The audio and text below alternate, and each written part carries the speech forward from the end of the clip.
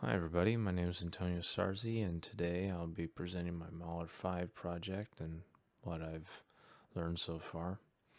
And specifically, I'll be talking about the second movement of the symphony and how Mahler uses the Beethoven 5 Fate motif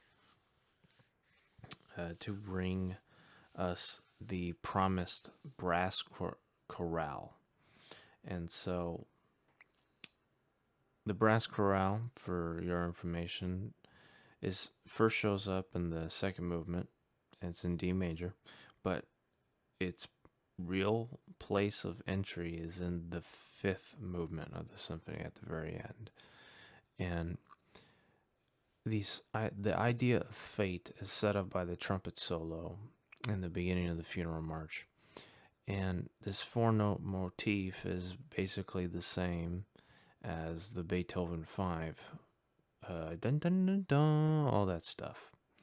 And it's prevalent throughout the first movement.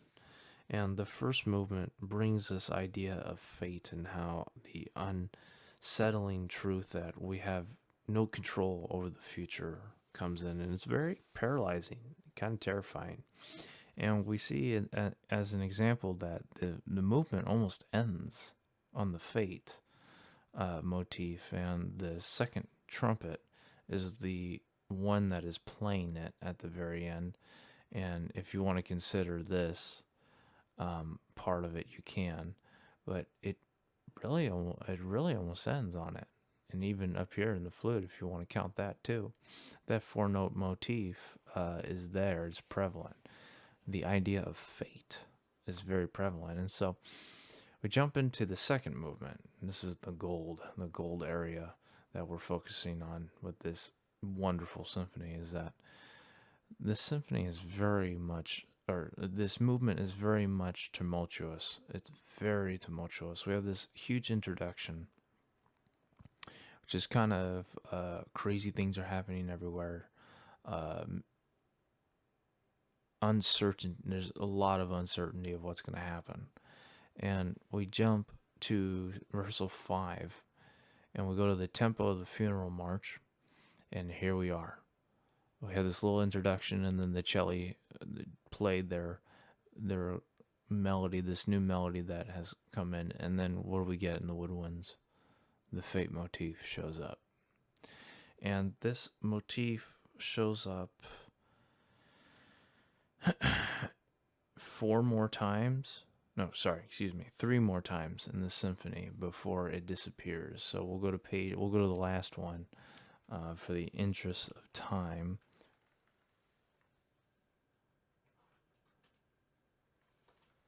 So in 91, so we have this right here, and we have this right here too.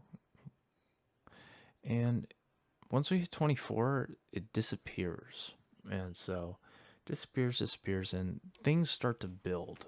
We're getting some key changes, and then we're building, and then the brass quintet finally, or the brass chorale, finally comes in, and it hits us with this D major. Just the heavens open up. We're in the eye of the storm. There's clarity and there's hope in this section, and it goes on for a long time, and it goes on up until, so we're in 28. It goes up until 31, I believe. It goes up to 31. And when it ends, we're hit with this, like, we're hit with more uncertainty, but it's not as bad as it was in the beginning. And then once we get there, and the movement ends, it ends with we were given this promise, but we're unsure of what will come next before that promise. And we have two beautiful movements after that. But then once we hit the fifth movement of the symphony, the fifth movement is a rondo that is in D major. It stays in D major, and then on page 230, 235, we finally we get it. We get it. And it's this huge opening. We finally reach the promise, and it's a straight shot to the end, and it ends very much triumphantly, like Beethoven's Fifth Symphony. And so, in Beethoven, they ended C major. Mahler ended began C sharp minor and ended in D major, and very much triumphantly. And so this has been fascinating looking through this stuff, and I'm fascinated to find more because I know there's more to it, and I am excited to talk about it some more. So thank you so much for listening to my project, and we'll talk soon. Thanks.